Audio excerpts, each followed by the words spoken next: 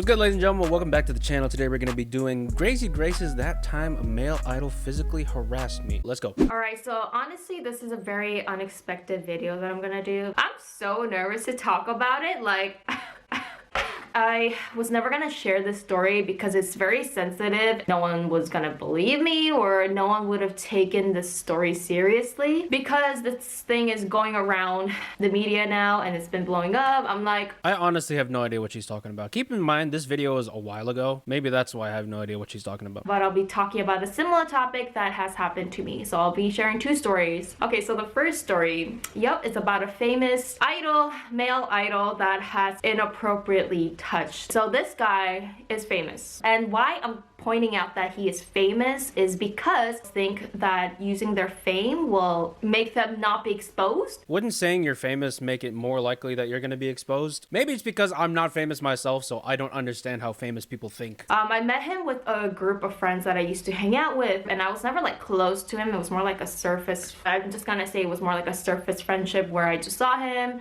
hanging out with like my group of friends. But when I first saw this guy, it was like when I was training, so I never really saw a lot of famous celebrities. Why are all of her bad stories when she's training? In my innocence, in my unexperienced, in my ignorant days, I just thought, wow, I'm hanging out with like this famous guy. There was this one time when he invited me to his house. Girls watching, I'm gonna tell you right now, as a guy, whenever we invite you to our house, it's always going to be about sex, okay? There's no ifs, ands, buts are about it. Oh, he's different, he wants to be nice to me, he's just gonna study with me. No, if he wanted to study with you, he would have invited you to the library or somewhere else public. The only reason why we ever invite you to our house is if we tryna... I just gave you some important intel. For me, all I thought of it as was, wow, this like famous idol is inviting me to his house. Like, who's gonna say no to that? I didn't think anything sexual. It was like I said, it was more like, wow, I want to get close to this person. Oh, you gonna get close. You gonna get real close to him, trust me. And I went to this guy's house and he tried to make a move on me. Oh, And I was like, okay, this is not happening. This was not in my agenda. Everything was okay. You know, it's not like I was forced or anything like that at all. Maybe it was my fault for being too innocent. kind of yes and no. Honestly, I don't really blame the guy for trying to make a move on her because look at her, she's gorgeous. But in this particular case, as long as he was respectful about it, he respected your privacy, he didn't force you into anything. If he did, then that would be bad. But if he didn't and you were surprised, even though you said yes to when he invited you to his house, as much as I love Grace, yeah, that's kind of your fault. About a year later, I think, like, or less than a year, I saw this guy again at the club. You should never look for a relationship in a club. In fact, the club is the one place where you should not look for a relationship. I believe I was with my Pretty Rap Star group of friends, and I saw that, let's call him A. So I saw A, the famous idol. Come on, man, I want some tea. Why can't you just say the full name? I'm kidding. We started talking, like, hey, how are you? I haven't seen you in a long time. Just very casual. Casual. Since when do you go to the club just to have casual conversation? You can definitely have something casual, but it's not going to be conversation, if you know what I'm saying.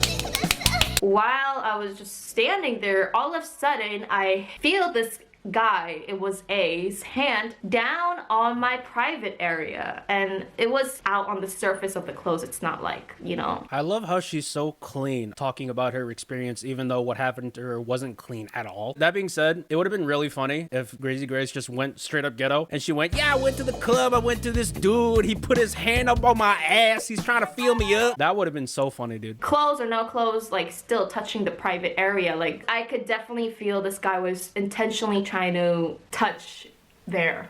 Let me just say it like that. I'm not laughing at her experience. I'm laughing at the way she's explaining it, okay? I was like kind of shocked because this has never happened before. Club or no club, you should not be touching other people's private parts. Like, except in bed. Not my boyfriend.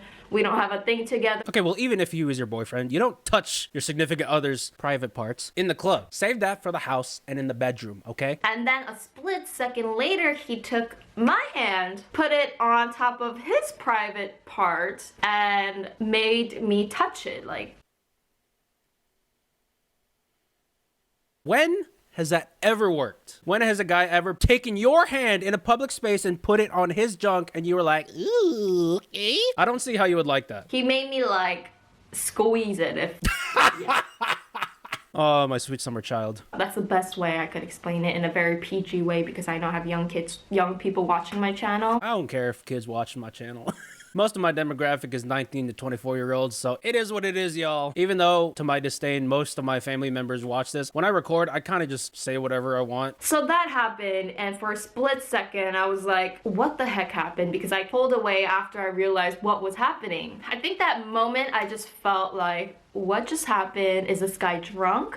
Because he does not seem drunk, and I know this guy doesn't drink. Like, I know, everyone knows that, like, he's not like a drinker. Am I supposed to feel good about this, bad about this? You should absolutely feel bad. I understand where she's coming from, because technically speaking, I have also been sexually harassed. I don't really talk about it much because I don't see the point. Because when it happened, I was shocked. I was confused on what happened, but I didn't really think too much of it, and it never happened again. Thinking back, it didn't really affect me in any particular way. That's why I don't really see the point of talking about it. Like, am I supposed to feel good about this, bad about this? Am I supposed to slap this guy? Am I supposed to, like, am I supposed to just go along with it? No. Am I supposed to just walk away? I was like, I remember feeling belittled. That was my emotion. Does this guy do to every single girl that just... Probably. Does this guy do to every single woman that he grabs their hand and makes them touch his private parts or touch my private part? Like, I remember just walking away. I didn't say anything to this guy. I just kind of gave like a shocked face and I just walked away. That's a smart move, and even though she kept stressing that she was very naive, I think that was a very adult thing to do. Just walk away, just move past it, go on with your life, even though that's easier said than done. And I tried to just forget about it, and I remember that night, A texted me, like, I forgot what he texted, but he texted me. I just completely ignored that text, so I just completely ignored him from that day on. I don't care if someone is famous, if someone has money, like, that is just crossing the line for me. Maybe, like, what was going on in my head was like, maybe, I mean, this isn't rape. To the SJWs and the feminists, yes, it is rape. If I talked about it, this guy will turn his back around me and tell everyone that I was lying, probably get more people to be on his side than on my side. That sucks. How trash do you have to be to use your influence to manipulate other people into doing sexual things for you? So it's not like there was a point to talk about it. You know, I just kind of let it go and thought that at least it didn't lead to anything like more bad. I think it's a smart thing that she did, walking away and just completely ignoring him. That was a very smart thing to do. If she didn't do that, it would have been a lot worse. Because of these things and the news that's going on in the media right now, it made me bring back of things that happened in my life. For the longest time, I thought I led myself into this, or did I lead this guy on, or did I do something to make people do that to you? That sucks, making you be self-critical about yourself because of something that someone else did to you. That is horrible. It's a completely illogical way of reasoning, but objectively wise, that is terrible. I guess we're kind of brainwashed to think that if girls talk about it, we're sluts, or if girls talk about it, you know. I don't think there's any brainwashing that at all. I think, personally, I'm not brainwashed to think that when girls speak out, they're sluts. That being said, I don't trust every single Me Too statement that comes out, because there is such a thing as doing it for clout and doing it for attention. I'm pretty sure they're not brainwashed by society, but if they are, that sucks. People like him who has more power than me, like, they'll just tell other people that I'm lying, and people believe the more powerful and the more famous. Not necessarily. I'm going to talk about the Smash Bros community. When a girl came out with a sexual harassment statement on one of the professional Smash Bros players, they did believe her and not necessarily the dude. So the second story I really wanted to tell you guys was when I was about, I believe I was 9 or 10 years old. Oh! I think I was at this age when I got sexually harassed. No, I think it was younger, actually. Me and my brother was so young, my parents would always take us to their Bible study classes. Bible study! Bible study! We went to this person's house. And this person, the host house, had a son and a daughter. So the adults were having Bible study at the dining kitchen area, and us, me, my brother, and the host's son, we were in the living room playing video games, because that's how you keep kids entertained. We were sitting in the couch, and it was like a L-shaped couch. It was like a long-ass couch. Oh, I love those type of couches, man. I want a couch like that. I was playing video games. My brother was sitting here. I was sitting here. And that host's son was sitting like next to me for some reason. What do you mean for some reason? You know why. You know why he sat next to you. I And all of a sudden, after we were like playing video game, he started to touch me, like my body. Let me tell you, I was 9 years old, about 2nd or 3rd grade. He started to touch me, like winging my hair. And then after a while, I feel his lip. He was literally started making out with my neck. Kind of middle schooler is this? I mean, I've done some dumb stuff as a kid. I'm not gonna front about that at all, but I ain't never made out with a girl's neck ever in my life. I felt super uncomfortable, super violated of personal space. Because it is a violation of personal space. You don't just make out with a girl's neck when you're playing video games. What were you playing, Smash Bros? I felt his saliva. He was just freaking making out with my neck. Okay. My dude do a sloppy toppy all over her neck, bro. Oh my god. And like my down here area, which was so gross. I was like, no. No. And then I was like, I had to go to the bathroom. And then I went to the bathroom. And I remember like washing my neck. I felt so dirty. I was almost crying in my brain.